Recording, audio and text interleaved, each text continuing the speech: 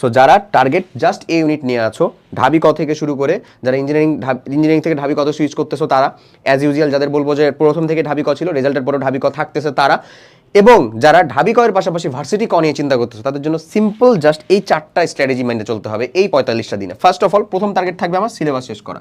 আগে পুরোপুরি syllabus complete করো by hook or by crook, এবং এটা হবে হচ্ছে এই জাস্ট 45 দিনে। তারপরের যে অংশটা, সেই অংশটার ভিতরে চলবে অনলি রিভিশন। রিভিশন দিব আমরা 3 স্তরে। প্রথমে রিভিশন, তারপর স্ট্রং রিভিশন, তারপরে একেবারে একটা ঝটপট রিভিশন যাকে বলে, এই টাইপের আমরা রিভিশনের ভিতরে যাব। সো চলে আসো, এই প্রত্যেক দিন তোমার সিলেবাস শেষ করার যে জার্নি, এখানে অ্যাডমিশন স্ট্যান্ডার্ড যে থিওরি ক্লাস তুমি করতেছো, এই admission standard theory class complete করার সাথে সাথে তোমাকে প্রচুর পরিমাণে কোয়েশ্চেন ব্যাংক সলভ করতে হবে। তুমি ফার্স্ট অফ অল টার্গেট নিয়ে আসো ভার্সিটি এ, ভার্সিটি ক ইউনিট। ঢাবির জন্য জাস্ট ঢাবি ক কোয়েশ্চেন ব্যাংক সলভ করলে জাস্ট ঢাবির প্রশ্ন প্যাটার্ন সম্পর্কে ধারণা আসে, বাট হুবহু কমন তুমি কখনোই পাবা না। এই যে ধরো আমাদের একটা প্রোগ্রাম আছে ঢাবি ক unit question bank solving program, এই প্রোগ্রাম কমপ্লিট করার মধ্যে আমি তোমাকে বলবো যে ভাই তুমি এখান থেকে আমার হুবহু কোয়েশ্চেন কমন পাবা না।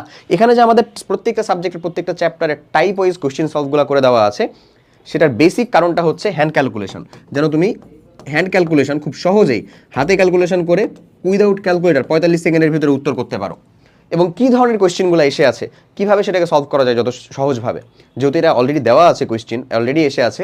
সো তুমি এখান থেকে more or less type common পাবা, বাট কোয়েশ্চেন কখনো হুবহু কমন পাবা না। তুমি ডেসক্রিপশন বা কমেন্ট বক্সে চেক করে দেখো, ঠিক আছে।